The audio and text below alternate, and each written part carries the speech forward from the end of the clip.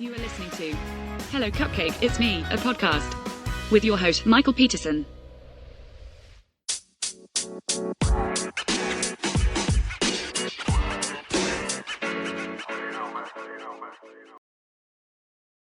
Hey everyone, Michael here with Hello Cupcake, It's Me, a podcast, and today is Thursday, August 21st, 2025, and isn't it a fantastically wonderful time to be alive? Said with all the sarcasm. If you haven't done so already, please hit like and subscribe, then head on over to youtube.com/hellocupcakeitsme to check out the YouTube channel that's updated every Wednesday and Saturday. Also, give the blog some love at www.hellocupcakeitsme.com. Follow me on all the different social medias. You'll find the links in the show notes below. And check out my book, Carpe Diem Scroto, 365 Daily Affirmations, found at www.cdsthebook.com. So, how the hell is everyone? This last couple of days has been an absolute bitch for my mental health, and just a lot of things taking place really quickly that eventually is going to be a good thing, but as of right now is a humongous stress factor for me. And I just don't even know where to begin. But after a decade of living by myself, it looks like I'm going to be having my sister move back in with me, because the housing market being what it is, she just can't find another apartment, and they're not keeping up. They're not going to renew her lease,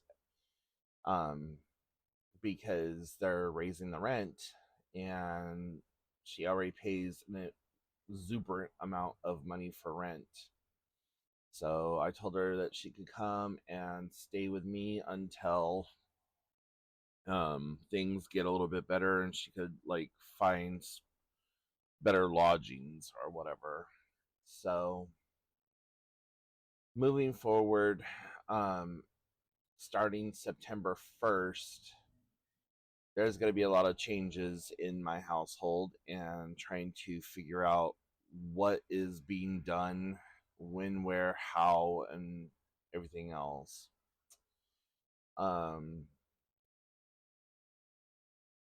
So yeah, really nervous, really apprehensive, and just hoping for the best, honestly. But you do what you got to do for family, right? And so I've been in crisis panic mode for a while, and I knew that there needed to be a change in my living situation, that I needed certain things to take place. I was just not ready for this to be what took place and what transpired. So it's going to be interesting. It's going to be difficult. It's going to be hard. And, hopefully we can get back in sync with one another and be kind of just different. We're different people now. When she moved out, I was in my early 30s. I was like 31, 32, and I'm 44 now. I've gone through a lot of therapy. I'm still in therapy. um I've changed a lot. I think that she may have changed also. So it's gonna be nice to be able to split the bills also. So I think that you know even though I'm set in my ways, it's going to be nice to have somebody to pick up the slack and me not have to stress out all the time about like just the random bills that I have. So there's that.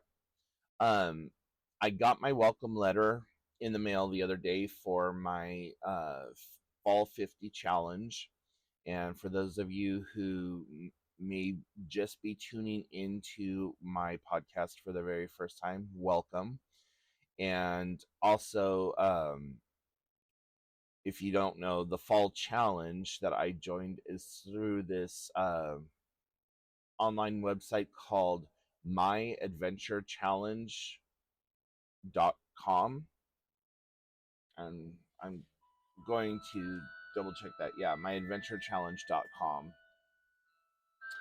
So, anyways, um, I haven't opened my letter yet, but I'm excited. And so, what this challenge is that they have several different challenges that you can do, but um, it was a $23 sign-in bonus to, well, not bonus, but for $23 I signed up for this adventure thing where I have to walk 50 miles from September 1st to October 31st.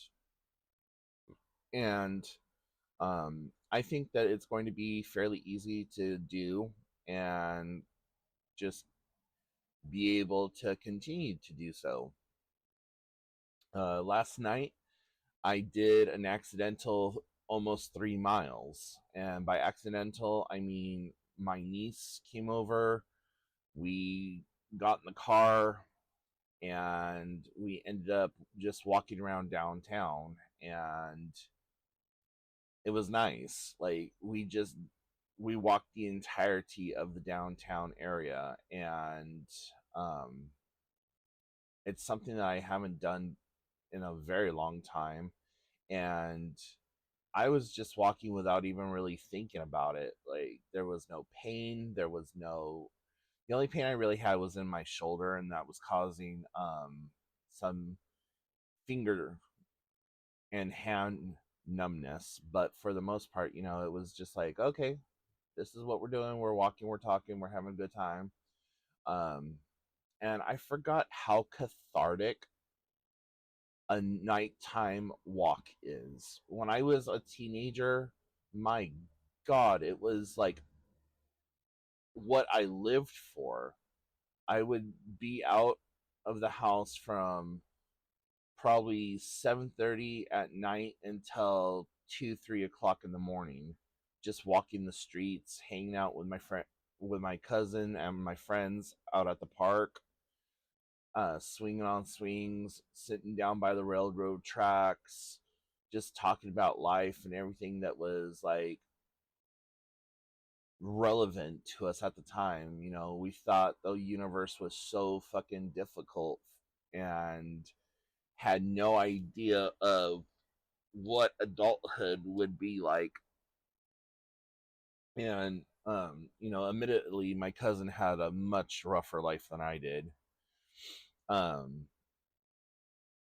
and even to this day, she's been out in and out of prison a couple of times now, and has been on meth multiple times throughout her life. I don't know if she's still currently using or not, but the last picture video thing that I saw of her, she looked like she had been. That, or it was just, after so many years of tweaking, she's just got that permanent like meth face. So honestly, I'm a, I'm surprised that she's still around. But um, we haven't really hung out or been friends since 2005, 2004, 2005, somewhere right in there. Um, so yeah, but anyways, just something about like walking through a town that is normally loud and busy and bustling, and just hearing the nocturnal sounds and walking through neighborhoods, walking through um, a uh, commercial district when all of the shops are closed up and stuff was just what I needed, because like I said, I just haven't done a nighttime walk in a very long time. So yeah, and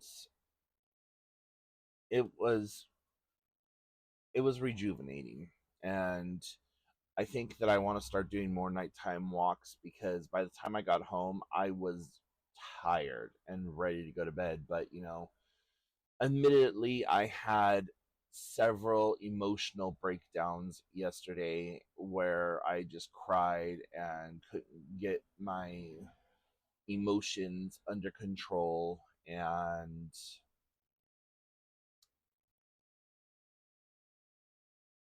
it's just part of my process. Whenever there's something big, scary, or transformative happening that I'm not ready for, I have to cry it out.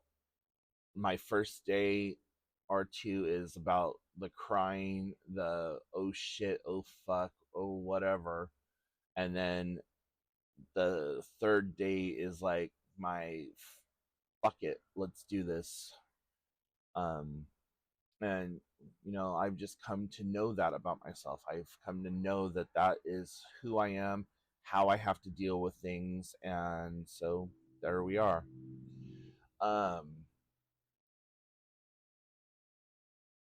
I also started working on my books, and I am really excited about how the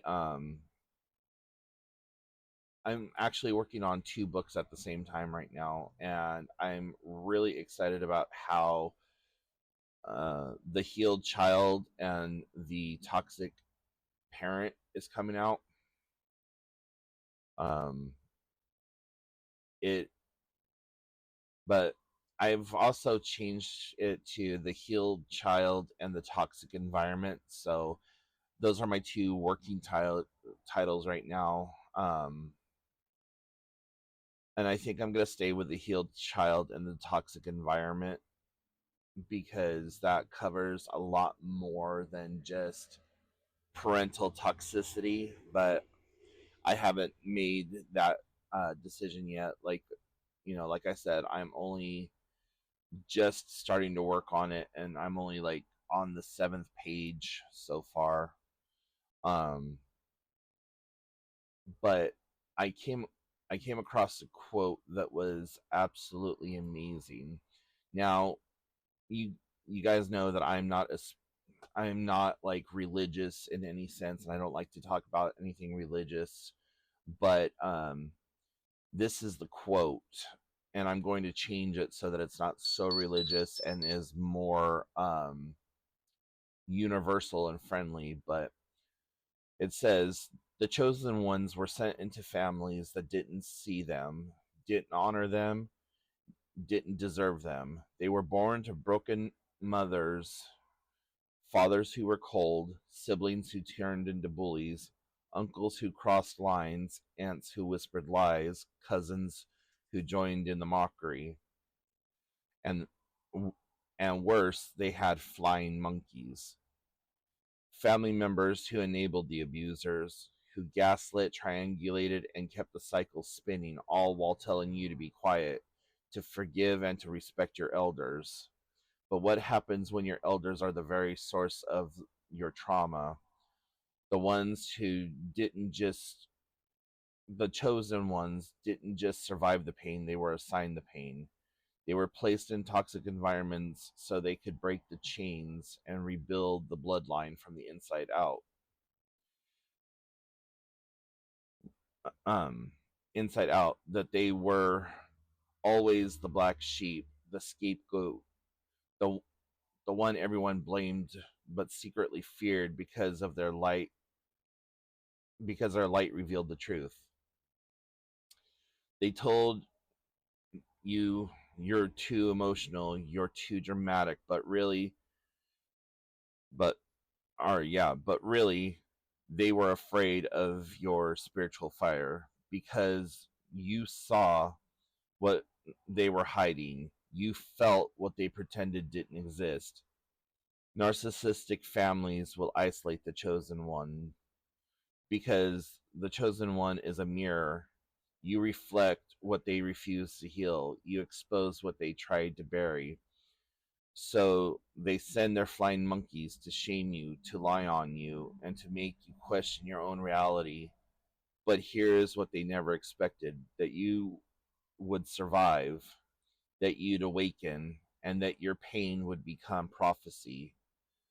Because God didn't forget you, He hid you. He let he let them betray you. He let them mock you. He let them throw you away like trash. So when you rise, you would know where, or they would know that you were in the presence of divine royalty. The chosen one's path is lonely, but it leads to liberation. You cried in silence. You healed alone. You broke generational curses they didn't even know existed. And now you're transforming. Your DNA is shifting. Your frequency is rising. You're becoming the light body. You're no longer trapped in their web. You're free and you don't need their validation. You don't need their apology because you are becoming the ancestor they will one day pray to.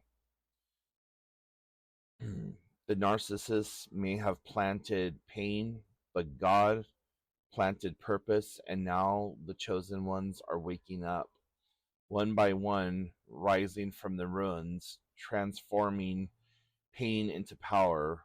So if you've been hurt by your family, if you've been betrayed, lied on, and abandoned, just know you were never the problem.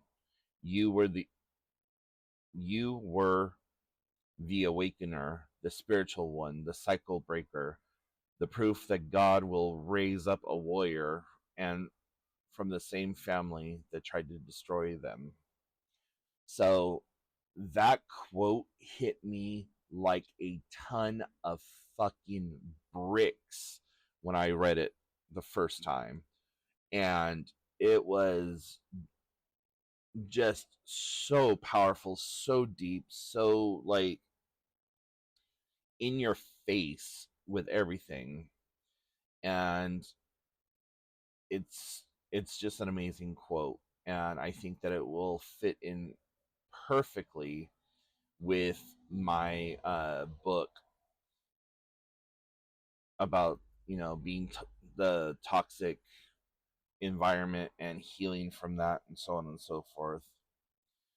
But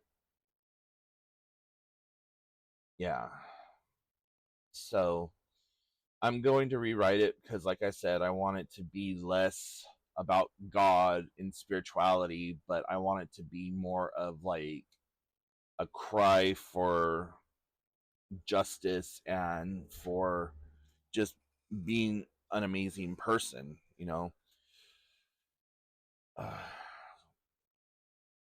So there's a lot of changes that are coming, and I am hoping for the best. And that's all we can ever do, right? Is just hope for the best. Not necessarily grin and bear it, but just hope for the best. So anyways, guys, there's a lot that is going on. There's a lot that's happening for me today. and I'm not going to make this a very long podcast because we're already almost 20 minutes into everything. So if you have any questions, comments, concerns, put them in the comment section down below. Make sure that you follow me and my progresses on all the different social medias. And I hope that you have a wonderful rest of your Thursday and a great weekend. And I will talk to y'all next week. Bye, guys. Boop. Hey you! Tired of mental health books that feel like homework or therapy sessions in disguise? Carpe Diem Scroto is not that book. Written by author Michael Peterson, utilizing his own personal mental health journey, it's your daily dose of clarity, humor, and healing, designed to meet you exactly where you are. Whether you're sipping coffee in chaos or taking a quiet minute for yourself, this book gives you real, raw tools to reframe your day, your mindset, and your life. Unlike anything else on the market, Carpe Diem Scroto blends personal storytelling, practical mental health strategies, and a keep-it-real attitude that makes self-work feel like self-empowerment. Use it daily, share it with a friend, or grow at your own pace. Ready to reclaim your day with bite-sized brilliance? Head to www.cdsthebook.com to grab your copy or learn more.